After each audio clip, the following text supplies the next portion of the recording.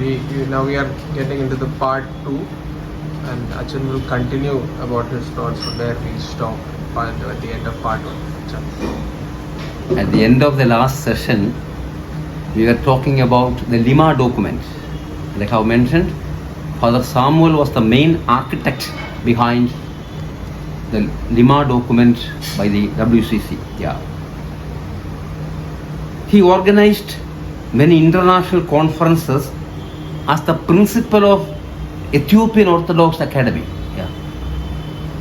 And he was associated with many international conferences at that time.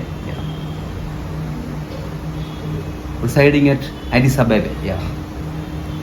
He was a great guru of so many theologians around the world. As the dean and professor of the Orthodox Seminary, his scholarly lectures were attracted by all the priests of the church. His Christology book in Malayalam is called Yesu Christu Are. It is a main textbook in Christology in all the seminaries of Kerala. It is used by theological students. Yesu Christu Are. It was published by the Christian Literature Society, Tiruvalla.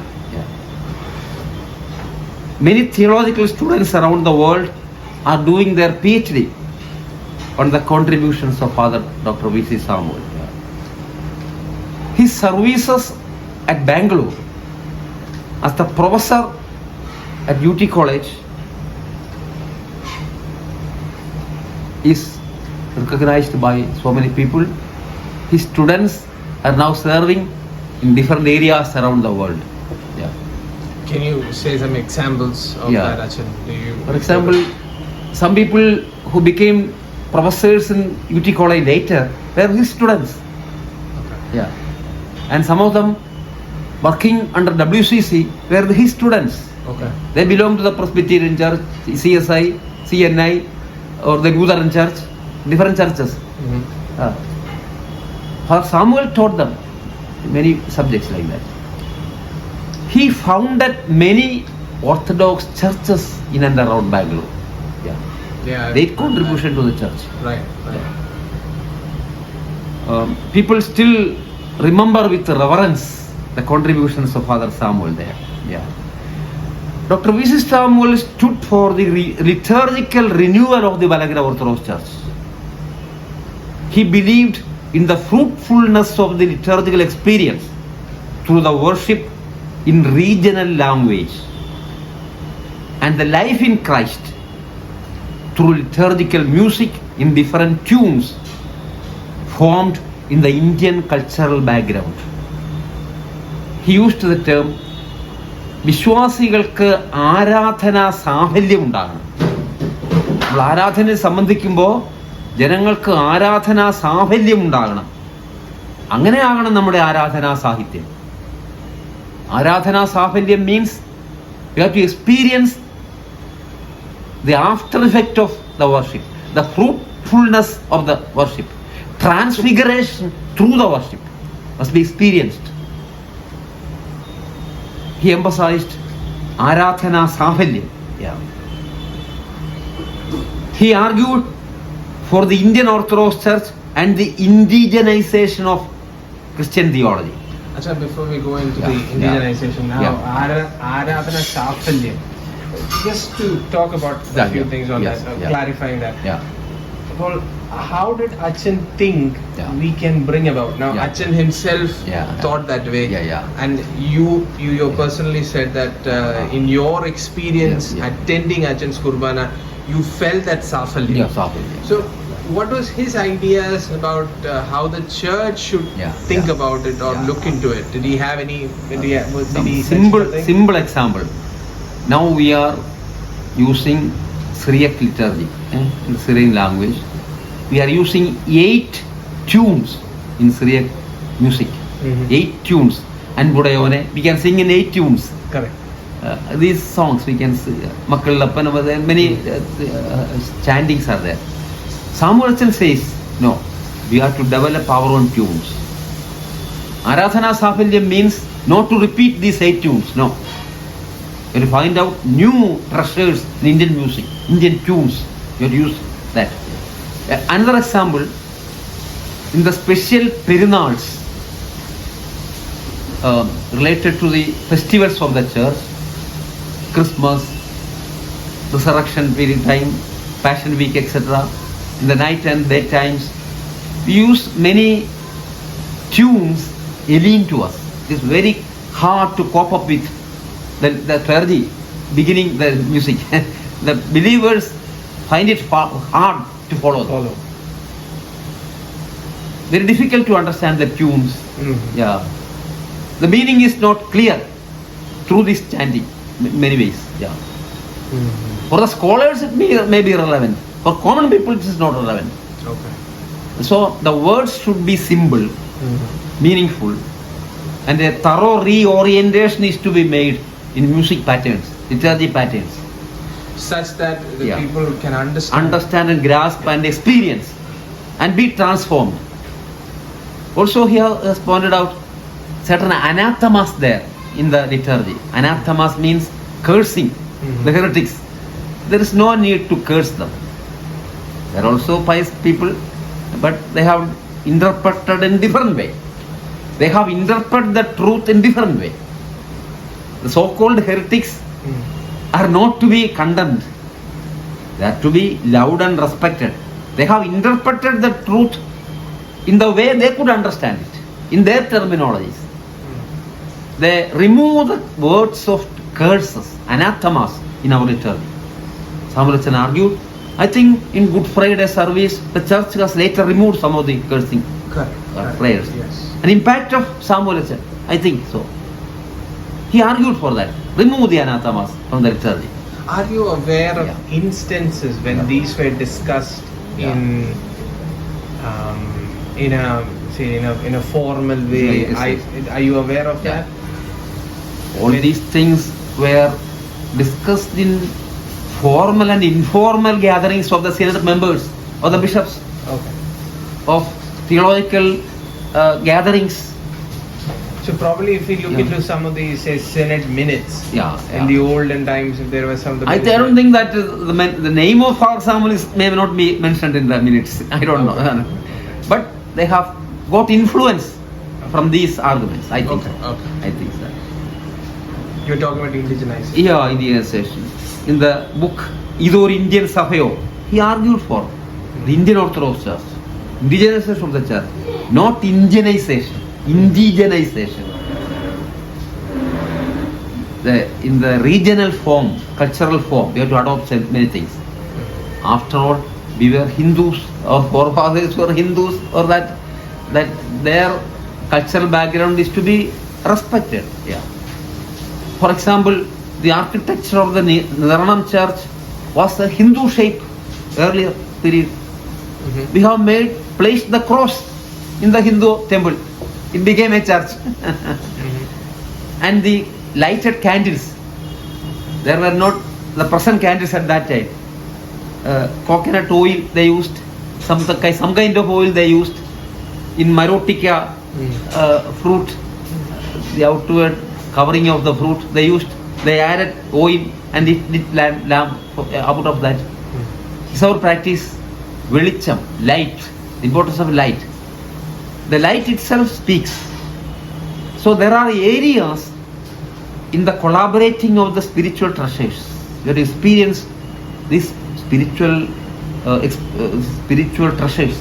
Towards this position, you have to experience other treasures also, other religious treasures also. Yeah. You have to go beyond the present divisions.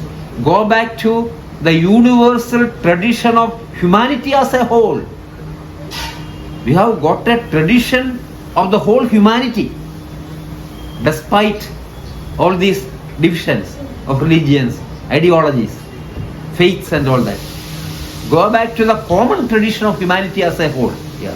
But to respect others, love others, respect other traditions. He taught. Yeah. He stood for the adaptation of Indian artistic forms, local architectural structures for the building of the church. Dr. V.C. Samuel criticized the arrogance, the ignorance, and the laziness of the clergy. He openly talked about that. Some are lazy, some are arrogant, some are ignorant of these things. Yeah, we have to be illumined. Yeah, we have to illumine in knowledge. Yeah. He questioned the monopoly and domination of the monastic community. Monasticism is good. Monastic practices are good. Monks, okay. In the Baptist tradition can be, but some are arrogant, he says. The church cannot be under the domination of the monastic tradition because some of the prayers were formulated by the monastic people. Yeah, long repetitions.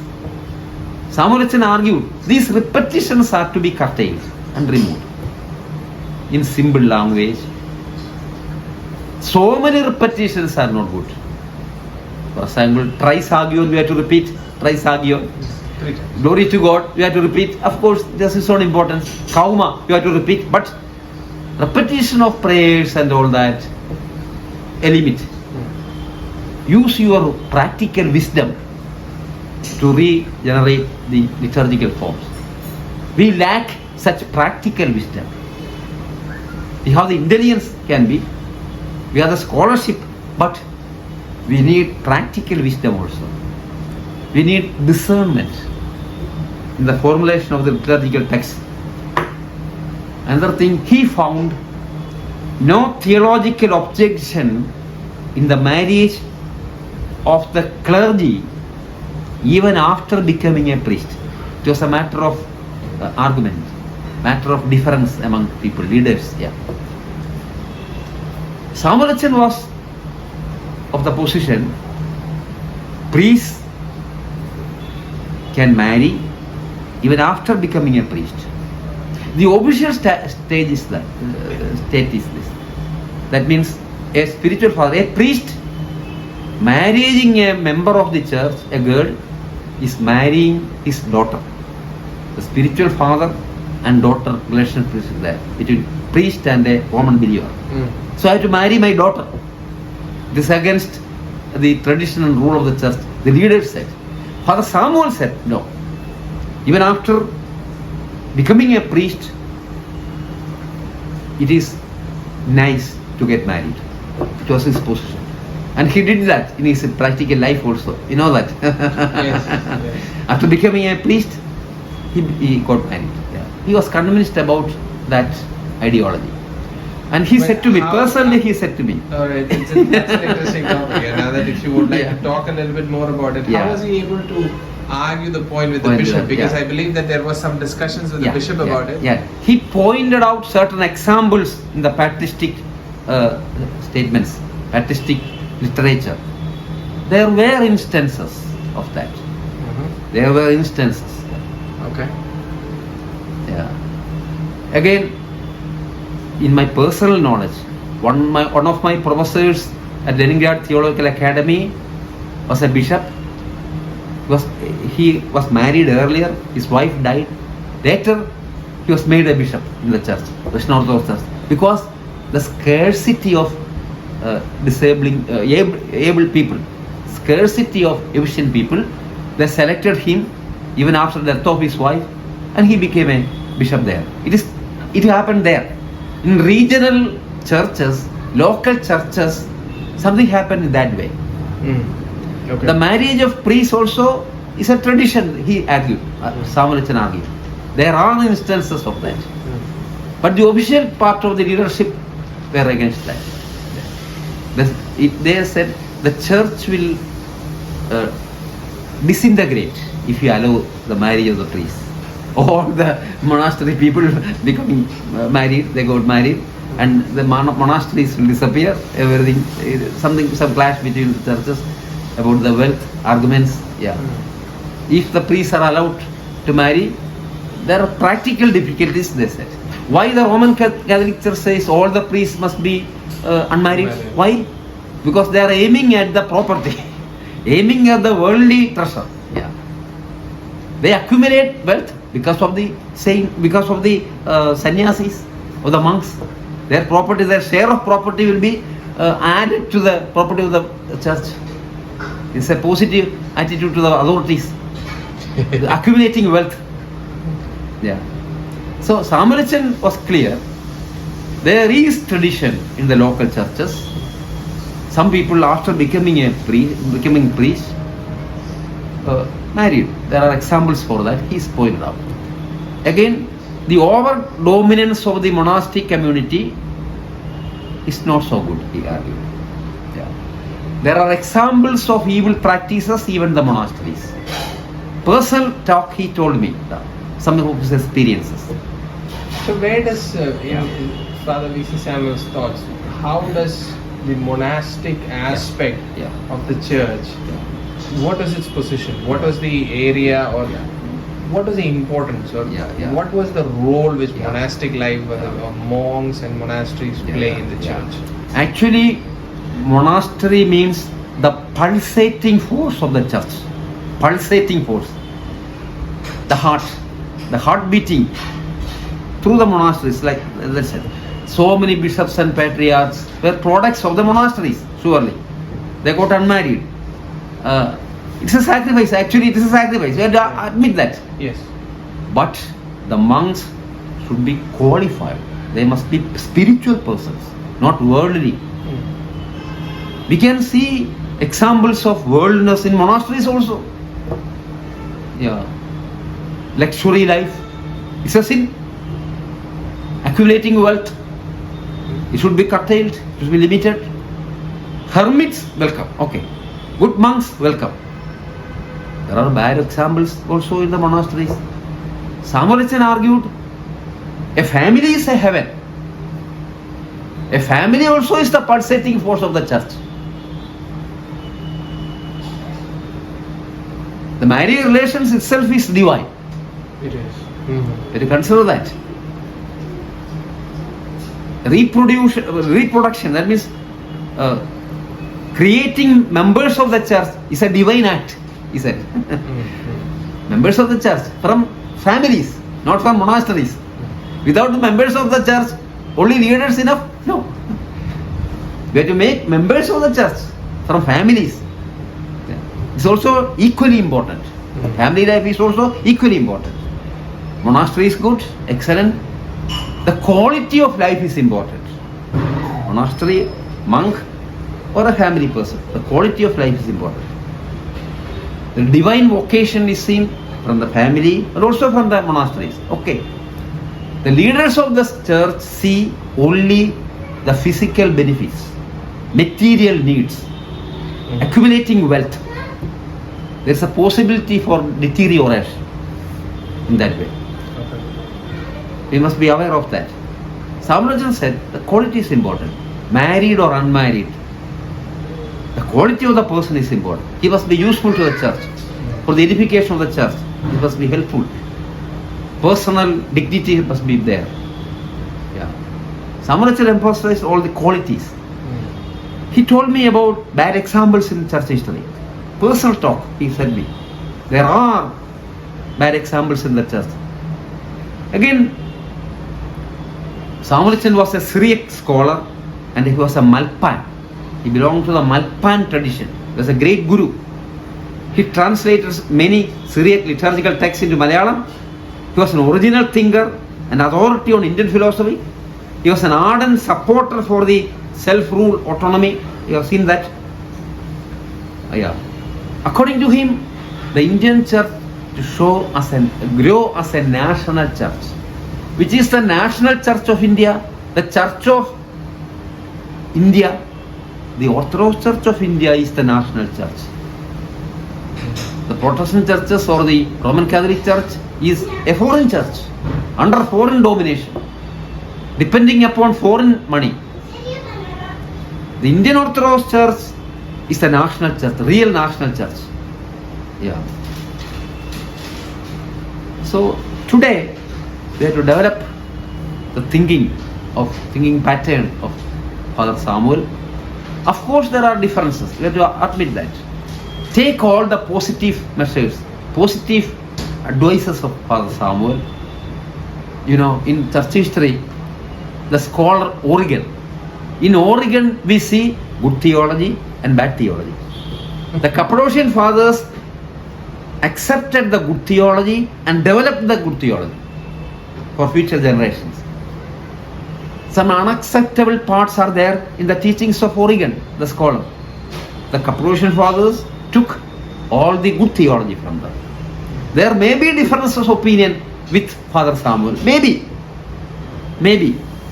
In that case, I am not 100% supporter. Nobody can. Some case. Up to what extent the indigenization have to take place? The indigenization. Up to what extent? I was discussing with Sujith George about kappa and kanji vellam for bread and wine in our kurbana. Can we accept it? Adopt it? Very difficult. I don't think we the can. Common even, people will not support that. We can even imagine that. Indigenization up to a greater extent can to go to that extent.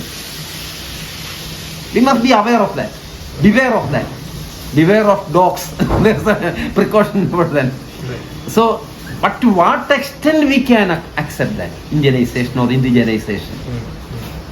Again, for the disintegration of the church, if the practice of the clergy of about marriage, if it is unacceptable, okay. For the time being, let it be so. For the time being, let it be so. So, despite all these things, Samuel Achan is full of good theology. Accept it, develop it. I think I appreciate the efforts of advanced theological institutes. I appreciate the Ecumenical Study Forum. This is Samuel Achan Ecumenical Study Forum. We have to develop all these things. Yeah. We have to create museum, archives. The future generation should know about that. Yeah. Another debate is there about considering Father Samuel as a father of the church. Yeah. Is he a father of the church? Can we accept him as the official father of the church? You have heard of Dr. Samuel Chandanapalli? Have you heard of him? A layman, a lay theologian, yes. Scholar, historian all this time. He has written a book, Church Fathers of the Malangara Church, Sabhapidakanmar. In that book, it is a widely accepted book, used book. He has mentioned the history of and thought patterns of so many church fathers, including bishops, Baba Thirumenis, Parimal Thirumeni, all that. In that list, he included Father V.C. Samuel. He considered Father Samuel as one among them. Just as he gave importance to Parimal Thirumeni, Vattaseri Thirumeni, Kurichi Baba, and other theologians of the church, he gave equal importance to Father V.C. Samuel, and a section of the book is about Father V.C. Samuel.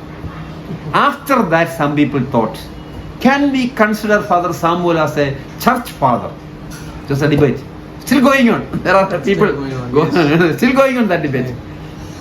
I am convinced. Lay people can be included in that list. Priests can be included in that list.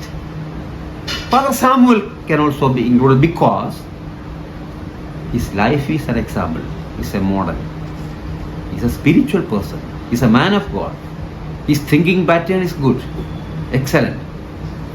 He lived and sacrificed his life for the edification of the church. So he's a church father. We have to consider him as a church father. Church father. Yeah, of course. Then there are people who ask, did we use Achan? Did the church use his capabilities? Up to what extent the church used him?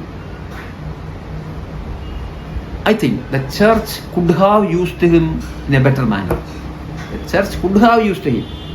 The church could have appointed him as the principal of Orthodox Theological Seminary. He was the principal of Ethiopian Academy Seminary. The church should have used him as the principal of Orthodox Theological Seminary. Some ecclesiastical jealousy could have happened. I don't know. I'm not the ultimate person to say that. He could have made the principal Orthodox Theological Seminary. He had that academic capability for that. He could have used. The church could have started a theological academy, a research center in the name of Father V.C. Samuel. The church could have used him, could have started a theological research academy in his name. Since a good number of his books were donated to the library of Nagapur Seminary, the library section of the Nagapur Seminary could have been named Father V.C. Samuel Memorial Library. Could have made that way. But others didn't use that. Could have made it in his name. Yeah. The church could have taken the full responsibility of starting an archives and museum in his name. Yeah. The church could have taken the responsibility to publish and distribute his writings. Yeah. Could have used him in a better manner. Yeah. But ecclesiastical ego is there, ecclesiastical arrogance is there, ecclesiastical jealousy is there, approving the capability of others is a bad thing from my point. Yeah. So you mentioned about the ego part and the arrogance part. But to a certain extent, I would also like to ask this question. Do you think it could also be ignorance or an ability to understand V.C. Samuel's Achin's vision, or our own closed mindset in terms of? Could that also be a part of it? Because we also don't have the scholarly expertise or the knowledge base within our church to even get to a level where Father V.C. Samuel is, when he has grown so much. One thing, the leaders of the church are thinking more about the consequences. They are afraid of the consequences. Okay. If some of the principles of Achin is to be adopted, the monastic system will be deteriorated, be vanished away. The property or wealth of the church will be curtailed. The litigation with the patriarch faction will be affected.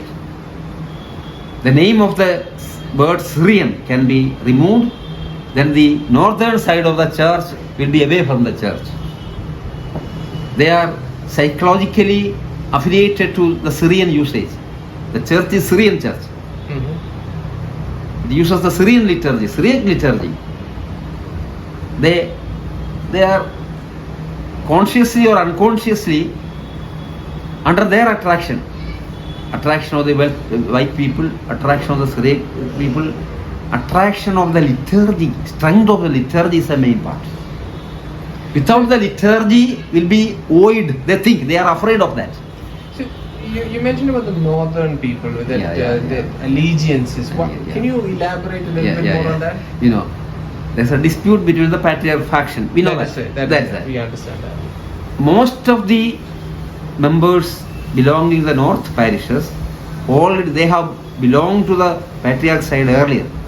You mean when the north side means north of Kerala? North of Kottayam.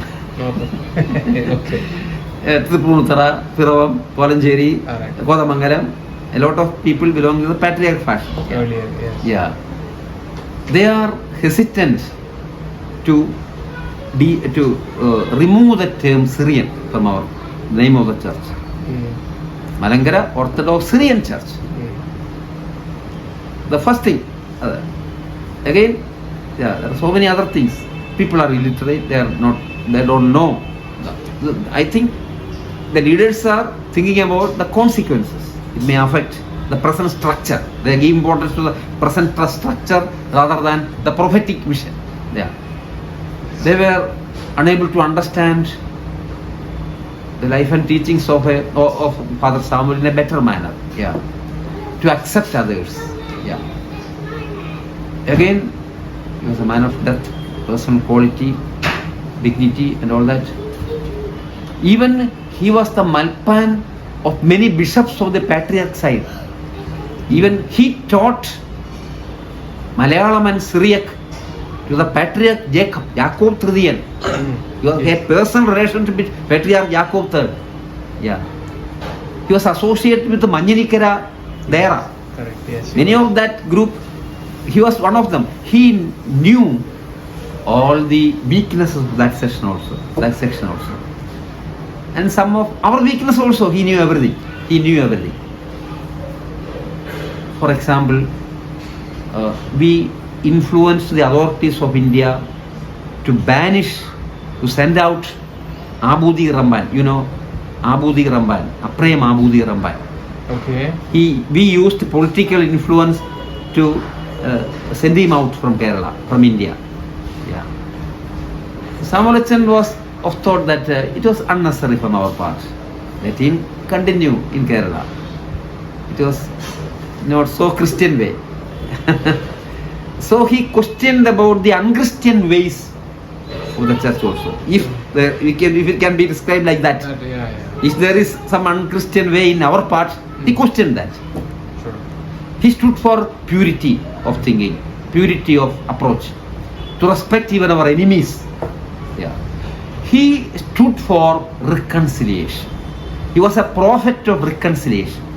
He reconciled the Byzantine churches and the Oriental churches in the way he could. He was a prophet of reconciliation. He tried to reconcile the Orthodox faction and the Patriarch side. He wanted to reconcile Christianity and other religions. He wanted to reconcile Christianity and Protestant churches. There is a famous saying from his part. It is better to love and cooperate with the neighbors than loving and cooperating with those people living afar. Distant friends ഉണ്ട്, close neighbor friends ഉണ്ട്, neighbor people ഉണ്ട്. The CSI people, the Protestant people, the Marthoma people, they are neighbor to us from the same blood. So ecumenism with them should be strengthened, giving more importance than trying to make better connections with distant places, distant churches. Our close, we cannot negate our close brothers and sisters who live among us, around us. We have to love the neighbors. So he was a prophet of reconciliation. He was a prophet of reconciliation of philosophies, religions. Yeah. Different philosophies, yeah. Culture. He said not to assimilate with cultures, but accommodate some cultures. Not to assimilate, not to become one. No. We have to adopt something. We have to accommodate something.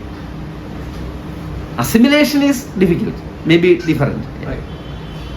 Can we adopt all the bad influences of the technology here? The Western, we use Western technology in many ways. True. The bad influences of the Western technology we cannot adopt. Yeah. The bad factors of other religions or philosophies or cultures, we need not adopt that. We need not assimilate, but we can adopt the good factors. Man of reconciliation, yeah. Man of farsight, vision, a visionary. All these things, yeah. So after his passing, Yeah. do you think the church did some, it's been now some years since Yeah. he have passed away. Yeah. Has the church come to some thoughts? Now we are talking about like this, Yeah. so many years Yeah. after Yeah. his demise. Yeah. But do you feel that the church has followed through on some of the things which V.C. Samuel had thought about or had visions and shared with Yes. the church? Up to a certain extent, the church has followed. Okay. Up to a certain extent. His ideas of the church were studied, actually shared and practiced by some of his students, many of his students who are in the key positions of the church. Many people, now the leaders of the church are his students. including the Catholicos, members of the Synod. Right. All are his students. And some of our students of his students. There are students of our generation. Many of the bishops are our students. Yeah. Right. We are his students. So many of the students, the leaders of the church are his students. Yeah. Actually, his ideas are being studied, being shared, are being practiced by many people. In their heart, V.C. Samuelson lives. Yeah. And will live tomorrow also. In their heart, he will live. His books are studied through the Divya Bodhanam course, his official method, seminary students, spiritual organization of the church. True. Made textbooks of the spiritual organizations. Yeah. Some of his visions, for example, are discussed fruitfully, but not up to the mark, with fear. Some of these ideas discussed with fear. Yeah. Right. Anyway, we have to make some suggestions for now, for tomorrow, for future. Yeah. We have to publish and that's where the next question and comes distribute about that. Yeah. What do we? What are the things which we can do? now? Yeah, you have to do. Yeah. First of all, we have to grasp the message. Try to understand what he says. That's what he says. Yes. Try to understand the language he uses. True. Then also I say, not only his message, not only his writings, his life example must be understood. For that, those who have had close contact must be used through interviews, through talk, first-hand knowledge about him. Some of them are more than 80 today, more than 90 today. I agree. That is a cause of concern. Because, making sure that their thoughts are also made available and for future generations. This series is all about that. We're doing that as a first step. You have to understand his life and his writings. Right. You have to publish and distribute his ideas, writings, seminars, conduct seminars, debates, discussions to be arranged. A study center is necessary in his name. Whoever takes initiative, that's not matter. The church hesitates to take initiative, so people must come forward who are attracted by his life example and writings. A study center in his name. Try to send his ideas throughout the world. His writings or ideas must be spread to all the libraries of the world. It must be available. Make available his ideas. Select his good ideas, and distribute among the libraries in the world, archives. Again, this is better. It's my personal opinion. I don't think you agree, maybe. His tomb is now in Bangalore, Yes. At Bangalore, yes. Conduct pilgrimage trips to Bangalore, to his tomb. The spiritual organizations of the church throughout India or abroad, we can conduct study tours, and his tomb must be one destination. Visit the tomb of Father Samuel. You will get inspiration, I think. You get positive energy from his spiritual presence. I feel that. Conducting tour programs to his tomb. Catch the young to be inspired by his ideas. Catch the young. Propagate the saintly life and sacrifices of life. Who will believe about this research program in America? Leaving his wife to Tadaga. Who will believe that? For 5 years. His bride was his books there. Study there. Research work was there. Propagate his saintly life, sacrifice of life. You see, publicity is also needed about his life and contributions. In the modern world, we need publicity also to propagate his ideas. We need resources, of course. Prayer is needed. Prayer plus resources. Material resources also needed. Contributions needed. I think if you speak to 10 people, at least one of them will be inspired by his life. I think so.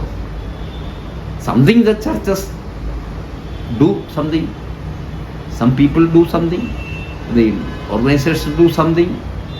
The parishes know something. The Bangalore diocese people do. They know something. We have to give more attention to that. I think time cures.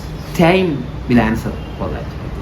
Time will answer for that. Do what you can to this purpose. Find out good examples in history. Find out models in history. Propagate about the models and be one of the models. Live like that. And think. Being is important. Model is important. Sanctity is important.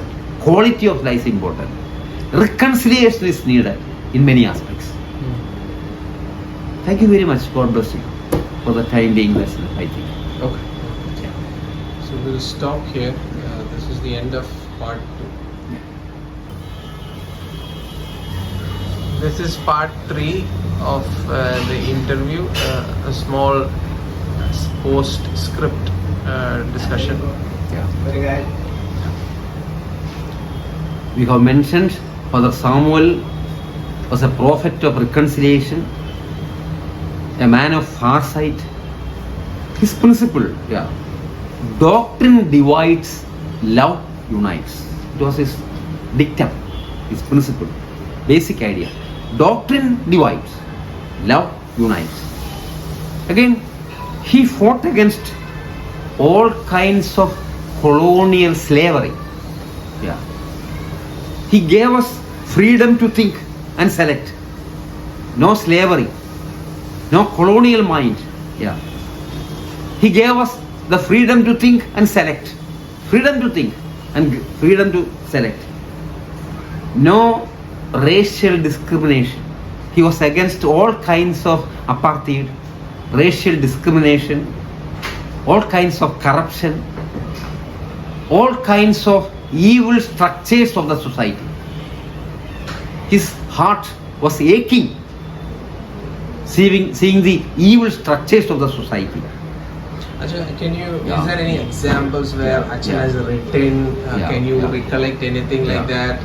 Any aspect where these sort of ideas Achan has expressed in the public forum? Because, you see, even among the Oriental Orthodox churches, there are examples of racial discrimination. Okay. We Indians are mainly black or mixed people. True. Coptics are purely white people. True. In a gathering, there are examples of racial discrimination. There are examples of refusing the places of worship for us, for we people. From some of the Oriental Orthodox leaders also, there are examples for that. Okay. In some of the theological discussions, they try to dominate, in some cases at least. Despising Eastern kind of thinking. There are examples for that. I need not mention that. Mm-hmm. So even in Christianity, there are problems of racial discrimination. Even thought patterns, there are arrogance, examples of arrogance, slavery, colonial mind. Mm-hmm. Even among us, there is colonial mind. Right. Again, corruptions in the society, corruptions in the church, using the wealth of Parimala tomb, where it goes. The Perunals, the luxury attributed to our Perunals, the show of spirituality, the outward show, the lack of humility, lack of experiencing spiritual energy, spiritual might. He shared the practical wisdom for world peace. He was also a world citizen. He was a world citizen. He thought about Indian Christian theology, our church. He also thought about world peace. In some of his writings, there are examples of thirsting for world peace. A pain in his heart about the present situation, about war, about ecological crisis, about evil structures like that, oppression, all kinds of oppression, about discrimination against women. He stood for equal responsibility of the women, equal authority of the women. They are to be used, women are to be used more to the betterment of the society, for the edification of the church. We neglect that ministry. I think some developments have occurred recently in baptism of children. Earlier practice was that the kids of female gender, they were not allowed to enter the madbaha, to the altar. Yeah. The synod has changed it. Now everybody is brought to that altar. Again, women are included in the local committees of the church. Now there are trustees and treasurers, secretaries in local parishes, women present. But it has some more development is to be done. For example, in the managing committee of the church, not a single woman is there. Among representatives of the church, only a very few women represent the church. Yeah. Recently, some women were allowed to study in our theological seminary. There was a great debate about that. In BD program, MDH program, doctorate program in Nagpur and Kottayam. Recently, women were allowed to do that, to be students there. Only recently. It was a gradual development, you see. I think the thinking pattern of Father Samuel also helped for that. Now women can stay there, study there. There are women students for BD and MDH. Right. The recent development. Oh, some more development is to be done. Partnership of women, the mission of women, they have to be developed. They have to study theology. They have to analyze. There are people, there are women capable, efficient, spiritual men and women, laymen. They have to be encouraged. We have to make them become leaders of the church. Right. Yeah. There are people with theological depth gathering, with wide knowledge, wide reading of church fathers. There are examples for that. We have to encourage them. Correct. So Samuel Echan was a visionary who stood for equal opportunities for women also. Equal participation in the councils of the church, in the leadership of the church. Not priesthood. Of course it is impossible. That is right. Among the 12 disciples, not even a single woman we see. No. Among 12 apostles, no, we cannot. But Orthodox theology doesn't dissuade women. There are theologians, from theological study coming to leadership. Not women ordination, no. But women theologians, women ascetics. In our convents, there can be good nuns there. Very true. We have to encourage them. People of good life, good faith, church life, they're loving the church. Women love more the church, surely. Some women in our families, coming from our traditions, they become more orthodox than we people. There are examples for that. Yes, that is true. Good examples Yes. for practicing the rituals, Lent, fasting. Good examples among women coming from other traditions. So many people are attracted. Among the Indonesia, in the whole world, there are women, Protestants, Catholics joining our church. There are examples now also. Many Orthodox theologians have come from the Catholic background, from the Byzantine background. They have joined the Oriental Orthodox Church. Samuel Echan had such a vision. Gradually it will come true. Women participation in the church activities. They are partners, not slaves. He had a high, noble idea about women participation. He shared the practical wisdom for world peace, practical wisdom for community life. Also, in our personal talk, he pointed out the importance of the social teachings of the church fathers.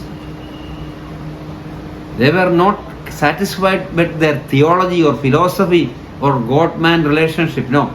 They were ascetics at the same time. They dealt with the contemporary issues.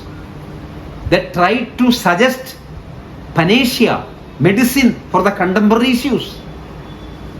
We have to face the contemporary issues. True.